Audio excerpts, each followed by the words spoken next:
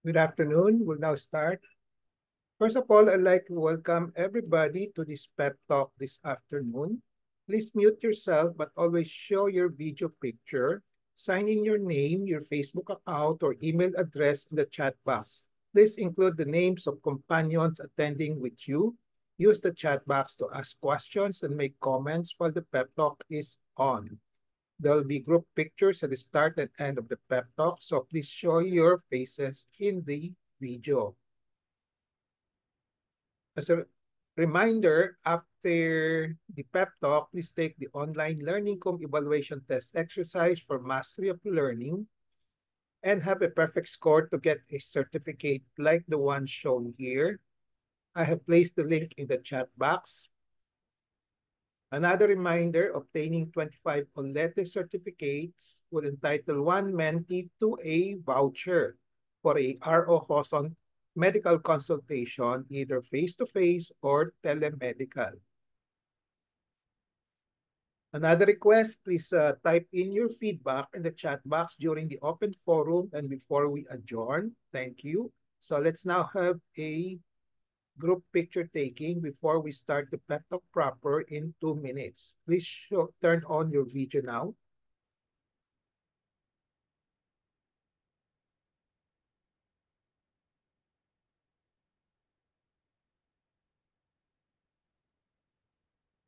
Ready? 1, 2, 3.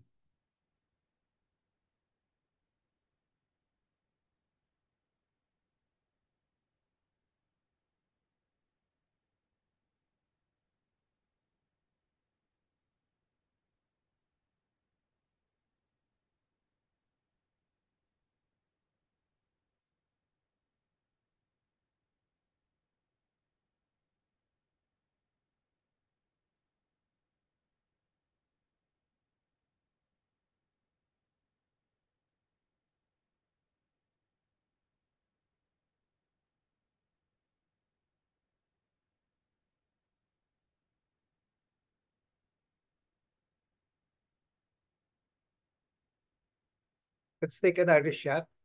Please show your face again.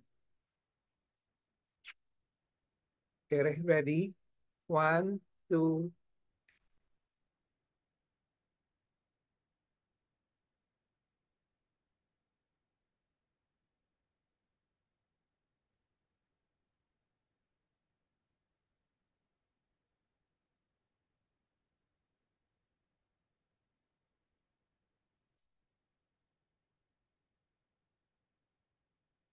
I have a patient empowerment program in which I like to empower the lay people or patients to take control in the management of their health.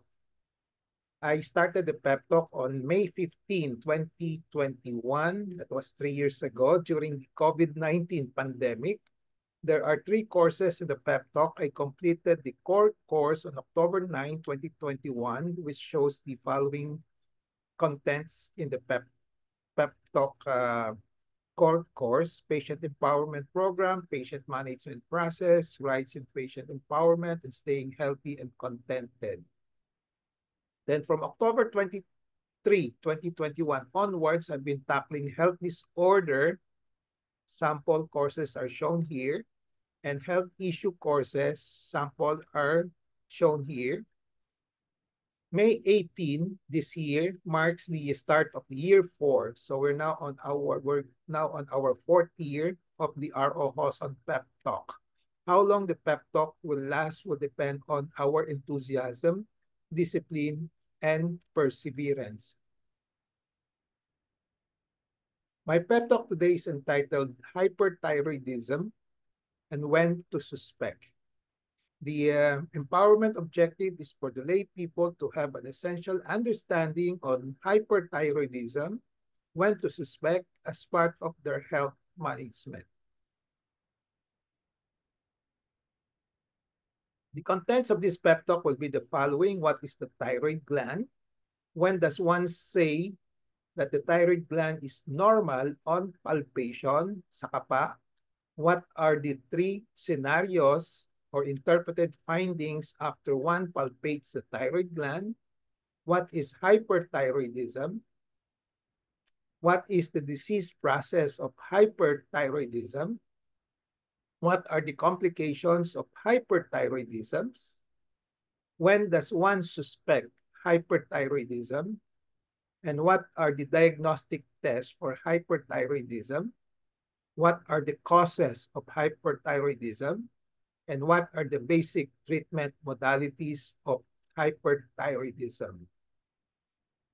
I will have short introduction to the thyroid gland, and then after that, we will center our discussion on the when to suspect hyperthyroidism. The disclaimer that I like to have here will be my talk will contain the my thoughts, perceptions, opinions, and recommendations, or what I call TPORs, culled from my personal experiences as well as reading other writings from other professionals. Let's start with what is the thyroid gland. The thyroid gland is a gland that produces thyroid hormones. So gland, usually the definition of a gland is that it produces thyroid hormones. So in this case, the thyroid gland produces thyroid hormones, which circulate in the blood, pumupunta sa dugo, and whose functions are mainly to regulate the body metabolism and promote growth and development of the body. So ito yung itsura ng thyroid sa gitna ng leeg. And then it secretes two hormones, T3, T4, and T3 into the bloodstream, which are then carried out throughout the body. The thyroid gland is a vital organ, meaning importante to have. Kung wala, hindi tayo mabubuhay dyan. Okay? So it's a vital organ which all persons must have, and where hormones produced by the gland must always be enough circulating in the blood. Kung enough siya, normal siya, yung amount of hormones in the blood. Kung enough, normal, we call that euthyroidism. EU. Kung sobrang dami naman, which is abnormal, in excess, we call that hyperthyroidism. Kung konti naman, kulang, still abnormal, we call that hypothyroidism. So it's easy to remember this. Kung sobra, hyper. Kung kulang, hypo. Kung tamang-tama lang, normal, we call that euthyroidism or normal. So ito yung mga amount of hormones in the blood. The thyroid gland is located on the front, sa harap, not at the back, and on the central, sa gitna ng leeg. Normally, the thyroid gland is not palpable or impalpable, which cannot be palpated. So, hindi siya nakakapa pag normal siya, except for may mga very thin persons with thin soft tissue over the neck kasi masyadong payat at nakakapa yung thyroid gland. But normally, to say that the thyroid gland is normal, hindi siya nakakapa. No? So usually if the thyroid gland is not palpable, it is considered clinically normal, at least in anatomical structure, particularly in terms of size. So this means that pag kinapa natin ang leeg ninyo at hindi nakakapa yung thyroid gland, we can say, short of doing lab tests, so doing diagnostic tests, we can say normal. Normal na hindi siya malaki, walang bukol. No? Okay. If the thyroid gland is palpable, kung nakakapa yung thyroid gland, there are three scenarios or interpreted findings or conclusions. Ito yung pwedeng mangyari. Slightly enlarged, medyo malaki ng konti, which may still be a variant of the normal. As I said, kung payat yung pasyente, kumisan, medyo nakakapa, pero ano pa rin yan, normal pa rin siya, or slightly enlarged. No? Or it may be the start of a disease process called goiter. When you say goiter, it's any disorder of the thyroid gland. Okay, it can be malaki, lumalaki, or may mga bukol. Pag lumalaki siya, abnormally enlarged, at may mga bukol, we call that goiter already. So first scenario is pag kinapa mo yung leeg, slightly enlarged, it can mean either two things. One, baka variant ng normal lang, baka masyadong payat ng pasyente, kaya medyo malaki. Or kaya kuminsan, pag yung mga pregnant women, mataas yung metabolism nila, saka yung mga bata na yung nasa growing age, lumalaki, no? So lumalaki din yung thyroid gland. Pero it's still considered normal or what we call physiologic enlargement. Or it may mean may nagsisimula yung isang sakit na thyroid sa thyroid, which is called goiter. So the other scenario, when you palpate the thyroid gland and it's palpable, it's definite tayo, sigurado tayo, enlarged siya. No? When you say enlarged, diffusely enlarged. Yung yung dalawa, yung thyroid kasi meron two lobes, right and left. Kung malaki itong right and then the left lobe, malaki, walang bukol, we call that diffusely enlarged. Okay? So both lobes are enlarged with no nodules, we call that diffuse goiter. Okay? So may problema dun sa thyroid, that's why it's called goiter. It's called diffuse kasi yung two lobes are almost symmetrically enlarged. The third scenario, kung nakakapa yung thyroid, baka may bukol. So the presence of nodules. Pag may yung bukol, pwedeng isa, pwedeng dalawa, pwedeng marami. And then this time we call it nodular goiter. Importante itong classification nito, diffuse and nodular, because it helps us in the diagnosis. No? So ito yung example na ito yung ina-outline dito sa medyo light area. This is the normal thyroid gland, yung size niya. Pag kinapa natin, pag itong nakakapa natin dito, we call that diffuse, no? Diffuse goiter. Malaki, both lobes, no? Okay. Dapat both lobes are enlarged, walang bukol, we call that diffuse goiter. Nodular naman, it can be isang bukol lang, single nodule, nakakapa, or multiple, marami. We call that multiple nodules, or we call that multinodular goiter. My pep talk today will focus on hyperthyroidism. So I won't talk about hypo, I won't talk about thyroid cancer, we will just talk about hyperthyroidism. Producing excessive beyond normal amount of thyroid hormones, as I said, excess will lead to hyperthyroidism, which is an abnormal condition, and it's a medical disease which should be treated.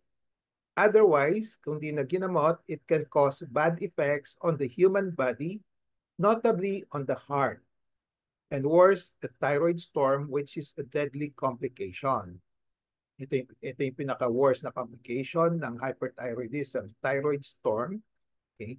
But ang pinaka-major effect nito before the thyroid storm, usually sa puso. No? The thyroid storm is an undiagnosed or poorly controlled overactive hyperthyroid or hyperthyroidism, which can lead to a serious life-threatening condition. Ibig sabihin, pwedeng mamatay isang tao when they have a thyroid storm, which results from hindi na da-diagnose yung hyperthyroidism niya or hindi na controlled properly. So, this is characterized by a sudden flare-up of symptoms of hyperthyroidism, a rapid heartbeat, mabilis yung tibok ng puso, high temperature, kasi just remember yung function ng thyroid gland is yung metabolism, no? So heartbeat, rapid heartbeat meaning hypermetabolism, high temperature, ganun din, high blood pressure resulting in hypertension, yellowing of the skin and eyes, severe agitation, confusion, and loss of consciousness. Ito yung mga simptomas ng thyroid storm.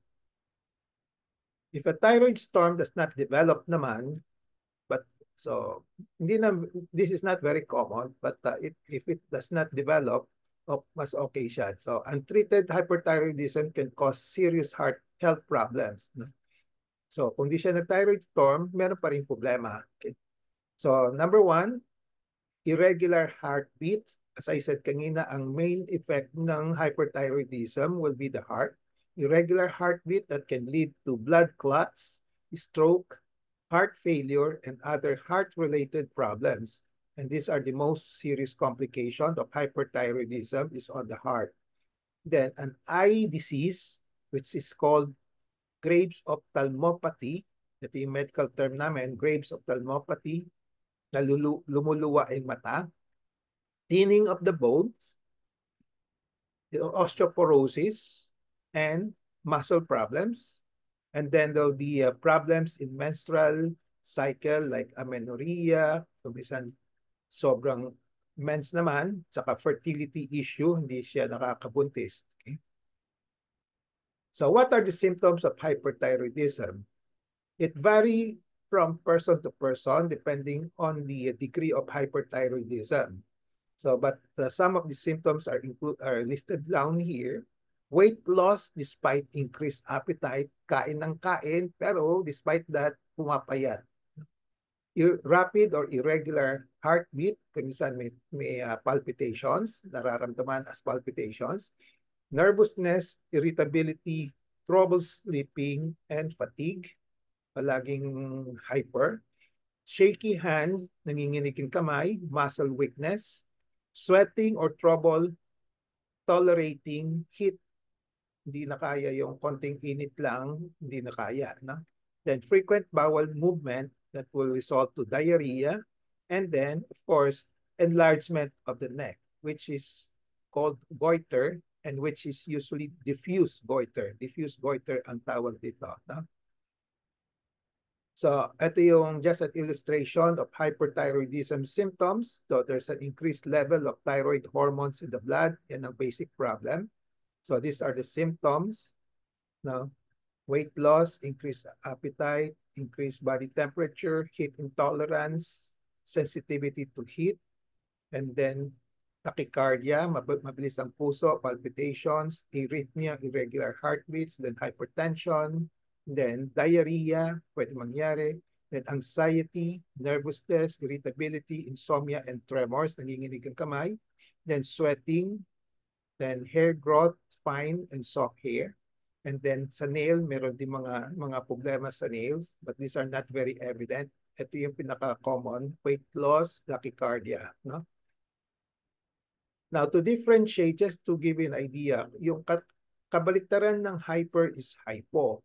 Okay? So sa hypo naman, weight gain ang mangyayari instead of weight loss sa hyper.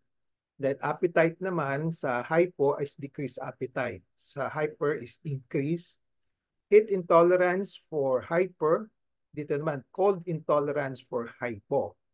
Then tachycardia, yung mabilis ang tubok ng puso sa hyper. Sa hypo naman, masyadong mabagal, bradycardia. Dito sa hyper, may diarrhea, pero sa hypo, kabaliktaran, constipated naman. No? So when to suspect hyperthyroidism? So this is the main focus of our talk today. So you suspect hyperthyroidism if you have the symptoms of hyperthyroidism. Any one of these present, no, kanina nilista ko na, no, you can suspect hyperthyroidism, but you suspect if there are more than one symptoms. Kung weight loss lang, baka you suspect hyperthyroidism, pero yung suspicion mo is not as heavy, as mabigat kaysa if compared to when you have these two, weight loss and rapid irregular heartbeat. So if you have two or even, let's say, exophthalmos, lahat, let's say 4, all the more you have to suspect hyperthyroidism. So the most reliable symptoms is still this one.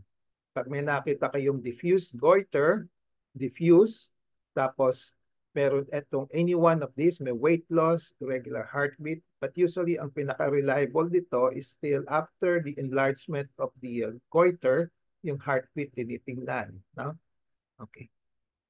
So pag may mga pasyente na may protruding eyeball, more or less, siguradong sigurado na meron siyang hyperthyroidism.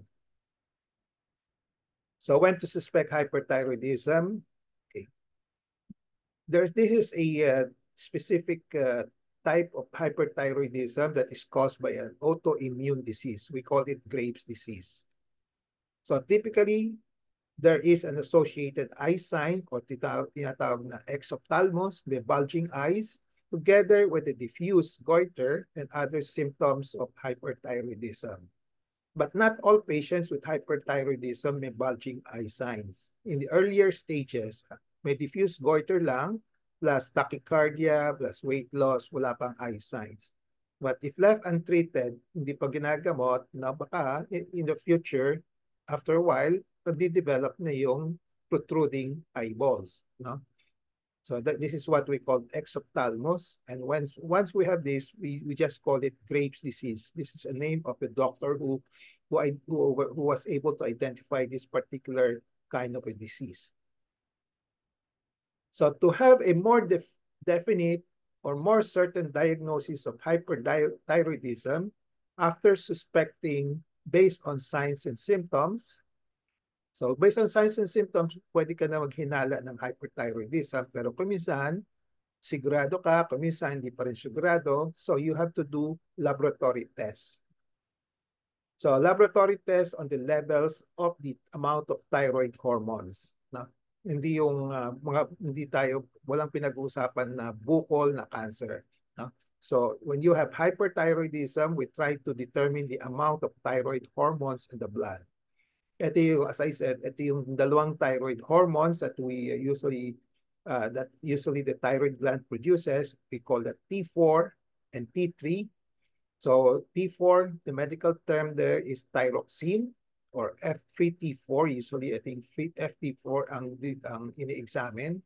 Maraming klaseng test dyan. No? May T4 lang, may FT4, pero ito yung pinaka-common. FT4 ang test na ginagawa. Kung elevated siya, masyadong marami, we suspect hyperthyroidism.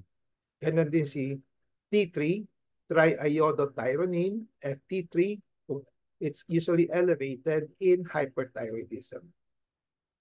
Then, it's common that doctors usually order for another test, the thyroid stimulating hormones. This can also be done to complement the T3, T4. So interpretation, if you have a TSH, which is depressed, meaning below normal, you have a hyperthyroidism. Just to explain, there's a feedback mechanism dito sa body natin. Ito yung thyroid gland, no? Nagpo-produce yung T3 and T4, which goes to the bloodstream. Then it's influence the body metabolism. No? Okay. Ngayon, kung masyadong marami o konti, magkakaroon siya ng feedback mechanism to the brain. So, ito yung sa brain, magsisimula dun sa hypothalamus and then pituitary gland. Okay? Sa pituitary, magproduce yan ng TSH. No?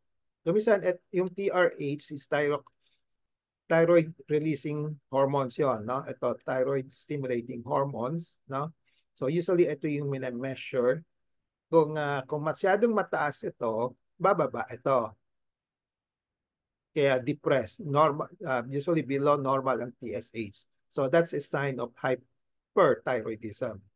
Kung mababa naman ang T3, T4 mo, sobrang baba, magkakaroon siya ng feedback doon, sabihin niya sa pituitary gland, pakiproduce nga mas maraming TSH, thyroid stimulating hormones, which will in turn try to produce more thyroid hormones.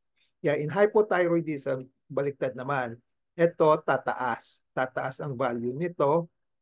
Dito sa T4 and T3, mababa. No? Okay, yan ang hypothyroidism. So, ito yung, to repeat, ito yung tinatawag na hypothalamus, pituitary, thyroid axis, feedback, and autoregulatory mechanism. So just to give an idea, kasi marami tayong nakikitang mga test na ginagawa, and how do you explain that? No? Ito, no? So after suspecting hyperthyroidism, the following lab results can confirm its presence. Ito yung mga possible readings that you will see. Elevated yung T4, kung yun lang ginawa, pwede. Kung may dalawang ginawa, pero yun lang mataas, we still suspect hyperthyroidism. elevated T3, FT3, elevated both FT3 and T4, elevated FT4, FT3, and depressed. Depressed means lower than normal TSH. Then elevated FT4 and depressed TSH, okay, and then depressed TSH. So this is assuming that not all the FT3, FT4, TSH are done simultaneously, because there are some doctors who just order for TSH. There are some doctors who just order for FT4 and TSH. There are some doctors who order lahat, FT3, FT4, and TSH. So this is how we interpret the results. So FT3, FT4, FT3, and TSH as a package is frequently ordered by physicians. Ito yung pinaka-common practice ng mga doctors sa Pilipinas as well as abroad. But usually, it is enough to order FT4 and TSH without FT3 anymore. Okay. So initially, pwedeng ito muna para hindi masyadong magastos, no? Okay. So, in patients, okay. So, kung meron kang later on, kung may duda pa rin sa results, then we can order FT3. The reason why we don't order FT3 initially, kasi yung mga changes dito sa values nito, usually late dumarating, no? Nangyayari sa katawan, no? Okay. So, pwede na yung dalawa, no? So, you can, sometimes, a lot of times, you can ask your doctors, pwede bang FT4, TSH na lang para makatipid po kami? Kasi a lot of doctors, they just, by habit, they order all the three, which would turn out to be more expensive. So, ito yung, to repeat, thyroid gland, pituitary, TSH, no? So, TSH will turn on the thyroid to produce thyroid hormones. Kung masyadong marami, it will try to turn off yung TSH. No? So sa hyperthyroidism, pag normal yung pasyente, usually normal ang TSH, normal ang T4. Kung hyperthyroidism naman, mataas yung T4 level, no? Ito yung T4. So ito turn off niya yung TSH, bababa yung TSH. Sa hypothyroidism naman, usually, low ang T4 kasi kulang ng thyroid hormones, then it will turn on the thyroid to produce more hormones, no? Kaya maging high, no? So there's such a condition as hypothyroidism secondary hypothyroidism. Mababa ito, konti rin ito. No? This is not very common. What are the causes of hyperthyroidism? Graves' disease, it's the most common. No? It's a autoimmune disease na mahirap na gamutin. Di natin except we cannot really treat the cause. We just have to control the disease, the symptoms. Okay. Factitious hyperthyroidism, meaning when you take too much thyroid hormones, sabi natin yung T4 ang iniinom mo, levothyroxine, masyadong marami, sobra, then you can have hyperthyroidism. Then the other one is overactive thyroid hormones. This is not very common also. There's a single nodule that can produce hyperthyroidism. Parang naging autonomous siya. No? Then the last condition that can cause hyperthyroidism is a so-called chronic thyroiditis, which is another form of autoimmune disease. So, apat sila, no? There could be more, but these are the more common ones. What are the treatment options? I will not discuss this in detail, no? I'll just mention that pwedeng gamitin ng gamot, drugs, no? The use of drugs, and this is what we call the anti-thyroid drugs, no? Example of anti-thyroid drugs are the methimazole, PTU, etc. Then surgical treatment, operation.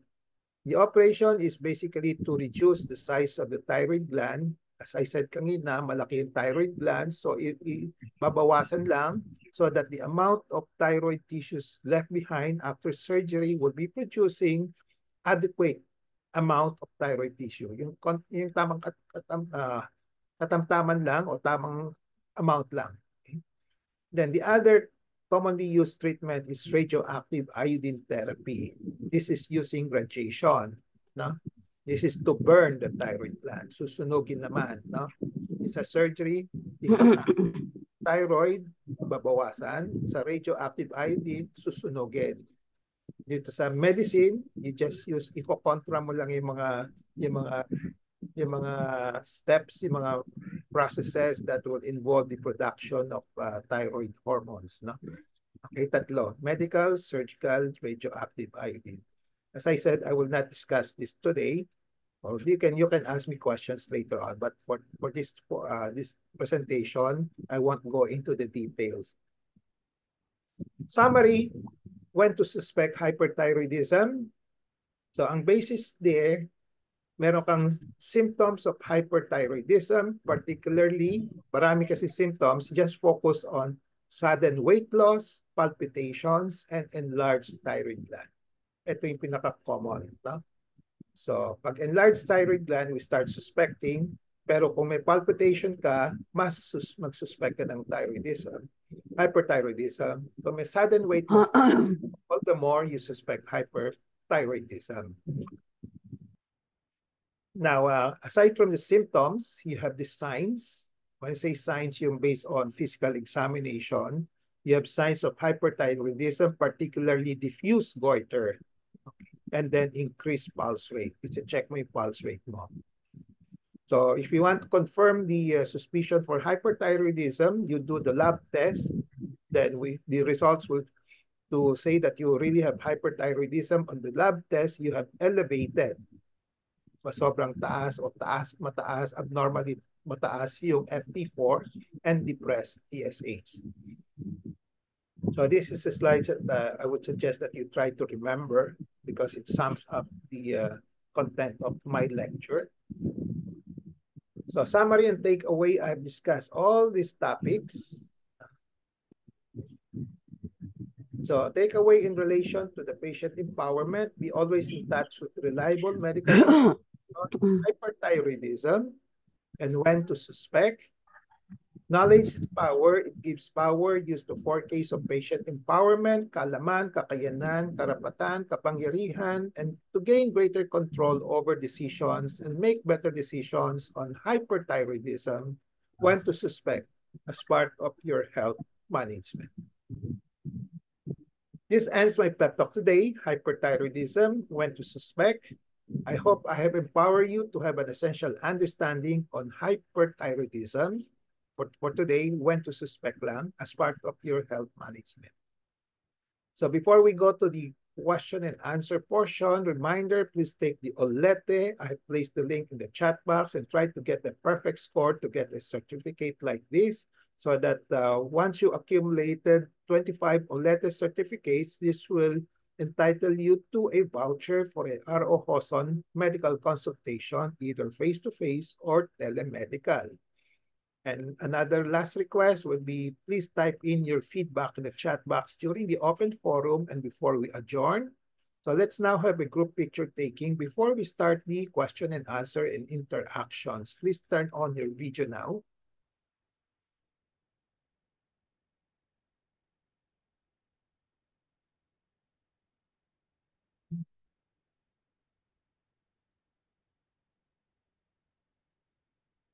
Okay. Everybody, show your face. Okay. One, ready? Charlie, Charlita, wala. Okay. 1, 2, 3.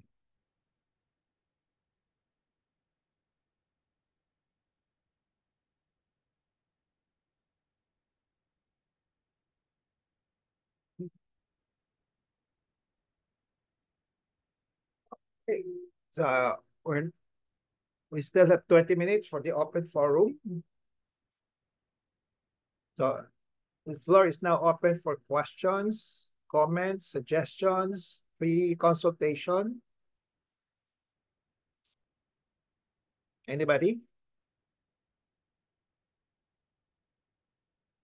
How many have hyperthyroidism? Wala. Wala sa alam ko, wala, no? Wala. Yeah. Any questions? Na question ko lang, pag hyperthyroidism talagang bihira ba ang hypermosia may ano kaakibat yung problema sa puso? O hypo wala? Madalas, kung hyperthyroidism, usually mataas yung tibok ng puso. No? Taki, when you say taki, sinabi mo taki, di ba? Taki is tachycardia, mataas. Usually, ang pulse rate mo is, ang normal ng pulse rate, ang usually ginagamit ng mga doctor is 100 and below. No? Normal yon. Or less than 100. No? The moment umabot na ng 100, we call that tachycardia. No? Okay. Pero kasi yung cut off niyan, ano lang naman 'yon eh, parang approximation lang. But if you want to be more strict with your criteria, gamitin mo 90. No? Especially when you're dealing with thyroid.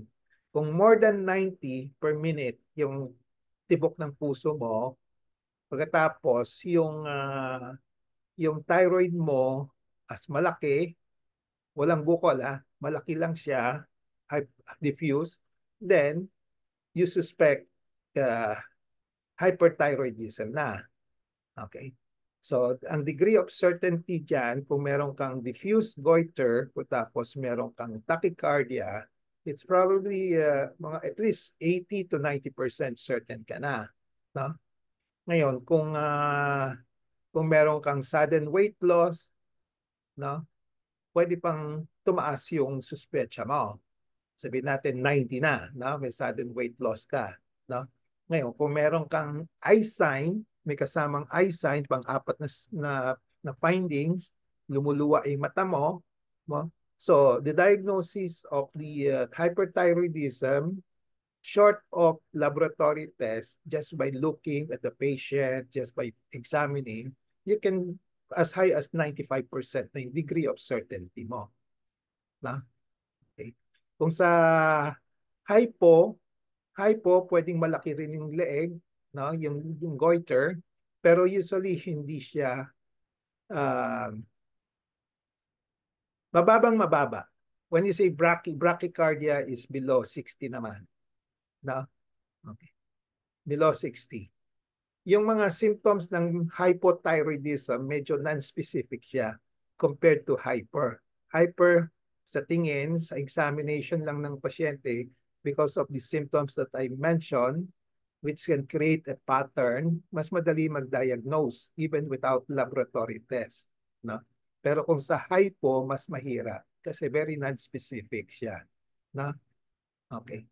So ang basis for suspecting hypothyroidism, malaki ang leeg, pero kumisan doon sa mga old people, usually hindi rin malaki na no? Okay, because nagsishrink yung thyroid, no? Yung gland, yan hindi siya malaki. Pero yung typical na malaki yung thyroid gland niya, then bradycardia, and mabagal kumilos. Mabagal, hindi siya palaging sa hyperthyroid, talagang hyper ka, no? Palaging on the go, no?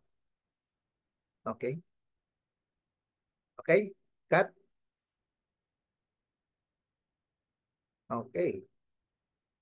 Any more?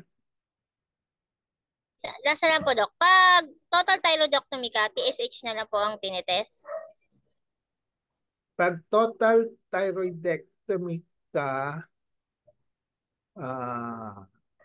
Wala nang T3, T4, Dok. sandali yung total thyroidectomy, anong dahilan bakit ka na total thyroidectomy? Kasi pwedeng cancer, di ba? Okay. Or hindi cancer. No? Okay. Apo.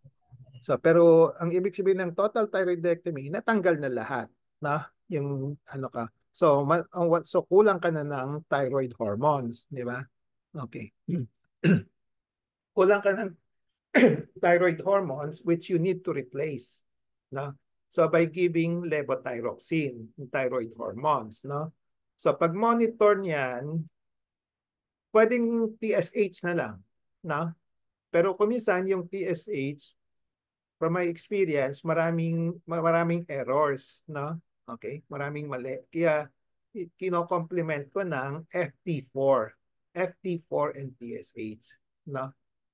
Pero kung gusto mo makatipid, pwede din TSH lang, no? Okay. Kung yung doctor, let's say nagbibigay na siya ng 2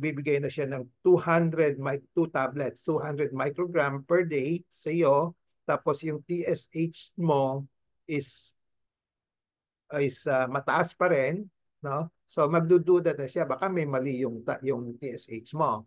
So pwede niya either paulitin yung TSH mo or dagdagan na lang FT4, no? Just to check kung ano bang yung bakit abnormal pa rin yung TSH mo, no? Okay. Okay? So pwede TSH lang.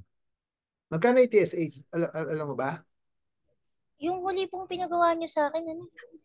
Parang 300 plus yata po. Depende sa diagnostic clinics, Doc. Oo nga. Pero more or less 300? Ah, nakalaan mga ganun, 200 plus 300. Saan yun? Mura yun. Dito ba sa bandang Tayuman, Doc, accredited ng DOH? Doon nahanap po na accredited. Okay. Oh, sige. Who has any idea on the cost of TSH or T4? Ganon? Who has an idea? Sino nagpa-test na noon? Violeta, nagpa-test ka, di ba? Can you remember? Unmute ka, Violeta.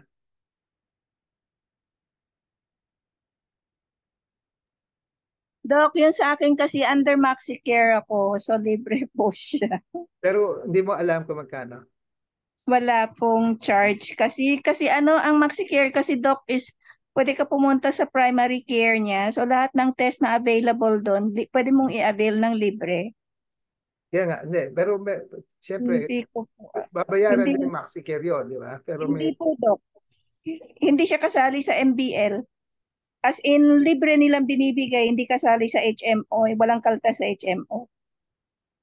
Parang dagdag benefit niya sa mga MaxiCare member. okay. Yun, oo. So, Ganun hindi ba ko yun? po alam, Doc. Wala akong idea.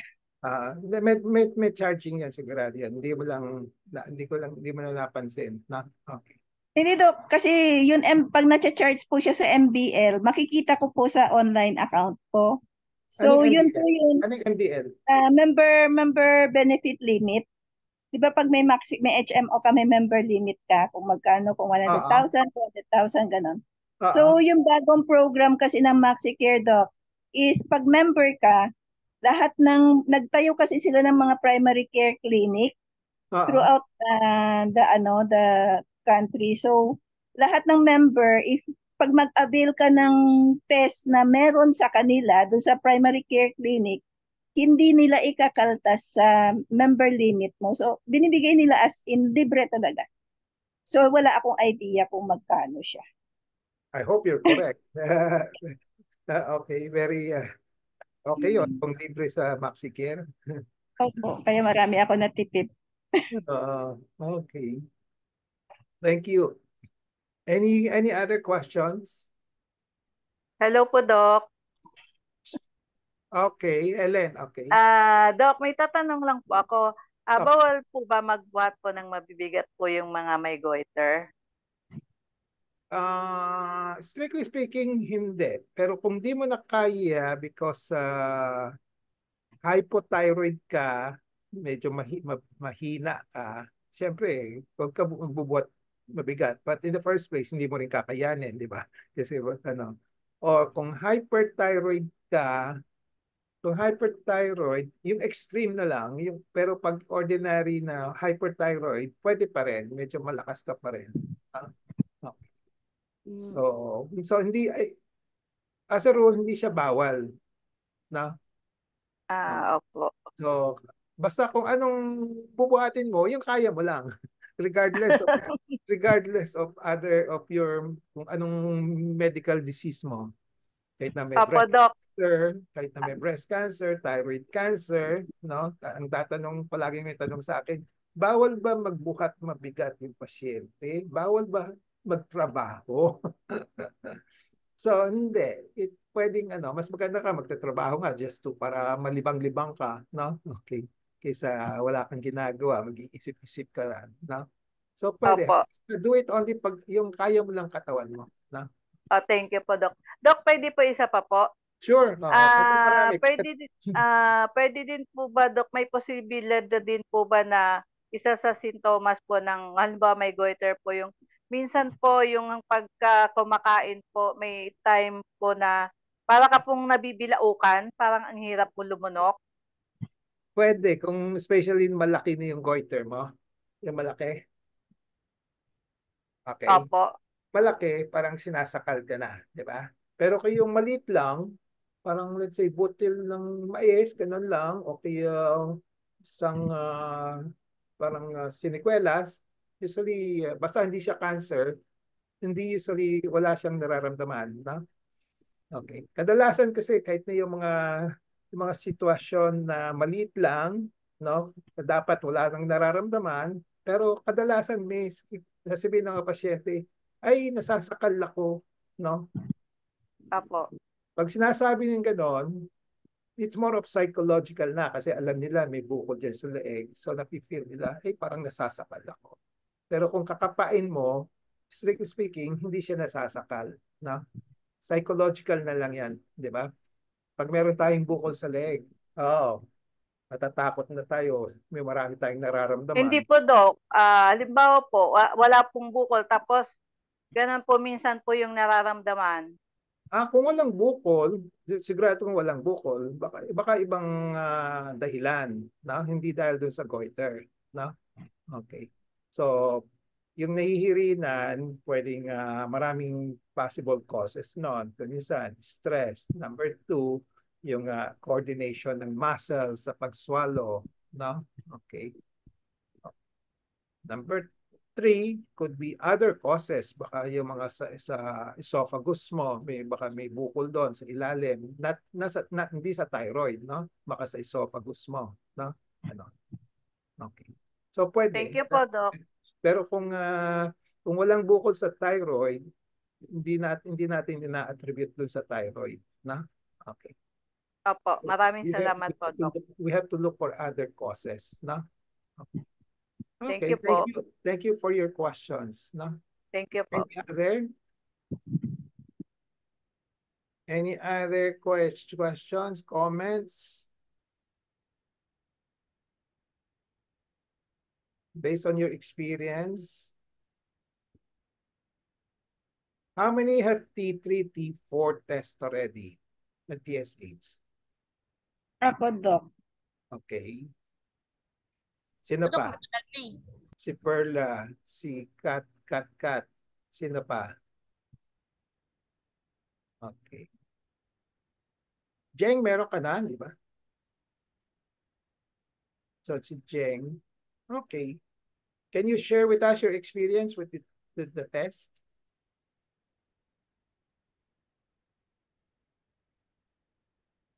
Doc, yun sa akin kasi is medicine induced. So, ang mataas lang is TSH. Normal po yung FT3, FT4. Ngayon sabi nung endo, hindi pa daw ako pwedeng uminom ng gamot. Observe pa rin daw po. Okay. So, pero anong sabi niya nung mataas yung TSH mo? Etong susunod na blood test ko, pinapaulit po niya. Tapos sabi niya, kung yung mga symptoms na nandun sa listahan mo, Doc, binigay din niya sa akin. Kaso wala naman ako ng mga symptom na yon. Hindi, hyperthyroid ang nilagay ko. Yung sa'yo. Hindi, sa hypo. Sa hypo. Okay. Hypo po. Oo. Okay. So, yeah, kung kadalasan ka sa hypo, as I said, I will be discussing hypo next week na. Pero yung symptoms ng hypo, it's not as strong as hyper, no? Okay, very Opo. non-specific yung hypo, no? Okay. So yung sa iyo could be the effect of the medicine. Kaya Yung most likely hindi ka muna binigyan ng gamot because yung FT3, FT4 mo normal pa, di ba? yes po, Doc, normal. Okay, kung So, itong susunod daw, susunod, titignan daw ulit. okay, yeah. So that could be one approach. Observe mo na, no? Or baka pag tinigil na yung gamot mo, pagkatapos ng gamot mo, baka babalik na sa normal yung TSH mo, no? Pwede rin. Kaso non-stop po yung gamot ko, Doc eh. Ha? Non-stop na po yung gamot ko, Doc. Until disease progression po yun. Na-stop na? Hindi po, hindi pwedeng i-stop. Continuous po siya. Okay. Kaya nga. So, ima-monitor na lang yung ano mo kung, Yes. kung Monitoring lang daw po. okay. Okay, just observe. Jeng, ano yung ang results ng ano mo, Jeng? T3, T4. Hindi ka hyperthyroid, di ba? Hindi naman po, yung pong MCAG. Okay naman po. Nung pinakang last na pumunta ko sa inyo, yung ultrasound, okay naman po siya. Sige. So next time, isipin lang yan, wag na tayo mag-order ng T3. Ako from now on, i-convince ko yung mga ano ko. No? Yes po, Doc. Yun din ang sabi sa akin, TSH saka FT4 lang. Good. Kasi sa US, ganun na rin eh. No? Pero sa Pilipinas, mga doktor, 3. Kaya gusto ko malaman kung magkano yung cost na package, no? Versus 2 test lang, no? Ganun. So, pag ang T3, T4 lang, ang pagkakalam ko, maabot ng last ko is 700. Pag T3, T4. T3, T4, 700. Yes. 700 plus yata yun. So, Pero yung TSH ko lang, pagkakalam ko nga 300 plus, mga ganun. more or less, 300 lang. Opo. Depende Okay. kasi may package din eh, na may kasama. Oo nga, kaya ako dapat malaman natin yung mga package din eh. No? Kasi minsan yung mga laboratory, pag may package, mas mura, di ba? Kaysa kung hihiwalay mo, sabihin nila, hiwalay yun eh, kaya mas mahal. No? No? Kahit na 2 lang. No? Anyway, we will try to look up yung cost ng mga ganon, ng mga test. No? Ang hirap lang i-post sa Facebook yung mga cost kasi binabawalan tayo ng Facebook. Hindi pwede dati meron akong posting sa mga prices of mga test, mga gamot. Pero meron akong mga warning ng Facebook. Parang commercialism ang sinasabi nila. Pero sabi ko, hindi naman eh. Sabi ko, parang sharing of information lang yon. Anyway. So, any more? Sino pang gusto mag-share?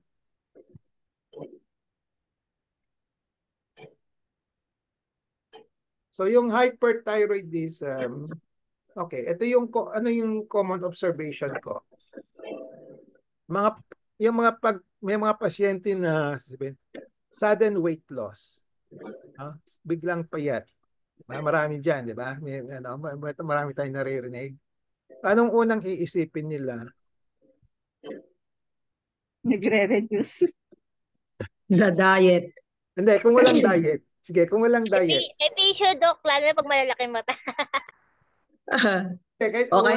Walang malaking mata. Walang malaking mata. Wala ring obvious na Cancer po, Doc. May sakit na cancer.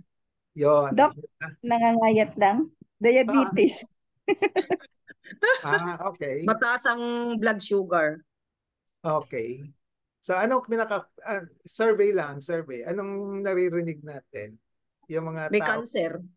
Cancer. Cancer po. Yes. Cancer. Yeah. May sakit po, ganun.